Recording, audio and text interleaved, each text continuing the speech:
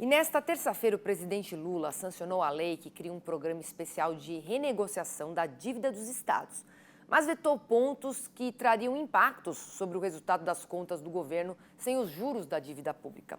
O valor da dívida dos estados é de 765 bilhões de reais e 90% desta dívida pertence aos estados de São Paulo, Rio de Janeiro, Minas Gerais, Goiás e Rio Grande do Sul. Válida até o dia 31 de dezembro, a principal novidade do programa é que aqueles que aderirem podem quitar parte dessa dívida com a União, transferindo bens, imóveis ou imóveis, participações societárias, créditos com o setor privado e outros ativos com a União. Alguns governadores demonstraram descontentamento e ameaçaram aí não aderir ao programa, segundo fontes ouvidas pelo jornal Folha de São Paulo. E para entender melhor por que surgem estas reclamações, a gente vai falar agora com o comentarista do Canal Rural, Miguel Daúde. Então, Daúde, é o seguinte, os governadores de alguns estados, eles acreditam que os vetos acabam privilegiando os estados mais endividados. O certo não seria, então, equalizar essa dívida na proporção do endividamento dos estados? E aí a gente completa, como é que fica a situação para o Rio Grande do Sul? E, em contrapartida, como resolveria a necessidade do governo de não assumir dívidas que acabam aí onerando as contas públicas, né? É uma situação aqui que requer a sua análise. Bem-vindo. Obrigado, Priscila. Boa tarde a você, boa tarde a todos. Pois é, Priscila, essa renegociação de dívida dos estados não é novidade, né? Os estados, lá na década de 70, começaram a se endividar com um plano nacional de tributação que acabou levando a centralização da renda na mão da União. E, a partir de lá, os estados passaram a se endividar e não parou mais, né? Isso levou, em 1990, tivemos outras renegociações, mas, para encurtar o assunto, em 1997, o governo Fernando Henrique, na época, estabeleceu a responsabilidade fiscal. Não se pode gastar além do que arrecada. Aí os estados já estavam com suas dívidas altas, porque a correção, né, era uma correção injusta, e aí foi feita uma negociação. O governo falou, bom, então me dá toda a sua dívida aqui, e deu títulos do governo, e fizeram um acordo.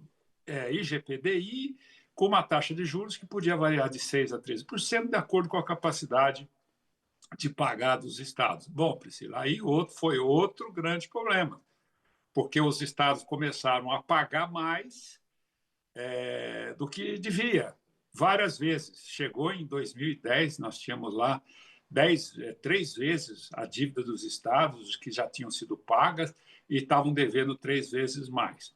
Aí foi em 2016, foi feita uma outra renegociação, um perdão, né, uma carência para o pagamento, mas mesmo assim não adiantou. E agora o governo falou, bom, vamos renegociar de novo um projeto do presidente do Senado, Rodrigo Pacheco, em que se estabeleceu a correção da dívida pelo IPCA, mais 4%. Esses 4% podem ser reduzidos de acordo com a oferta de bens, como você colocou, e ficaria apenas o IPCA.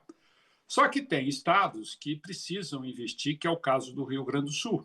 O Rio Grande do Sul ele tem uma demanda muito grande para investimento em infraestrutura, que deveria ser do governo, e, portanto, ele está dizendo, eu faço, mas eu quero repassar essa conta para o governo. Agora, o governo está preocupado, e com toda razão, de que os estados não podem onerar a trajetória da dívida brasileira. Então, qualquer operação que você faça que vá acrescentar dívida para o governo, o presidente Lula vetou.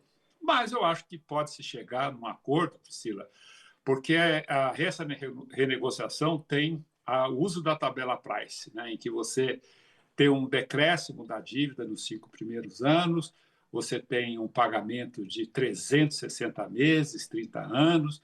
Enfim, eu acho que tem que ser discutida. Agora, nesse sentido, a única coisa que a gente observa, né, com muita atenção, é a dívida do Estado do Rio Grande do Sul. O Rio Grande do Sul passou por uma catástrofe brutal, ele precisa de investimento e, todas as promessas, ou praticamente quase todas as promessas feitas pelo governo federal, não são cumpridas, e o Estado queria implementar, principalmente na infraestrutura e alguns pontos importantes para o Estado poder continuar sobrevivendo e produzindo. O agronegócio no Rio Grande do Sul representa em torno de 30% do seu PIB e precisa dessa infraestrutura. Aí que está a discussão. Mas, no sentido geral, eu acho que a renegociação da dívida do Estado é boa, né? Tanto para o governo federal como para os estados, para promover o crescimento, mas cabe aqui lembrar que os estados nunca, Priscila, cumpriram a meta de responsabilidade fiscal. Sempre gastaram mais do que podia. Vamos ver, né? Se dessa vez, apesar das reclamações, tem estado dizendo que não vai aderir, eles têm até o final desse ano para fazer isso, mas eu acho que uma negociação, um ajuste aqui e acolá, pode resolver e trazer benefício não só para os estados, mas também para o Brasil como um todo, que precisa crescer, né? Nós estamos vivendo momentos difíceis, né? E atrapalhadas, barberagens que o governo vem fazendo. Você vê essa questão do PIX, o movimento do PIX caiu 10%, Priscila. Você continua fazendo PIX ou não? É aí que está, porque as pessoas estão com medo, sem sentido, né? Foi uma barberagem do governo em jogar esse assunto, né, junto com uma necessidade de aumento de arrecadação. Então, portanto, eu só fiz esse lembrete para dizer que o Brasil vai transpor todos esses obstáculos, porque nós somos maiores que a mediocridade de muito que a gente vê por aí. Priscila. Obrigada aqui pela sua participação mais uma vez e até amanhã. Até amanhã, Priscila.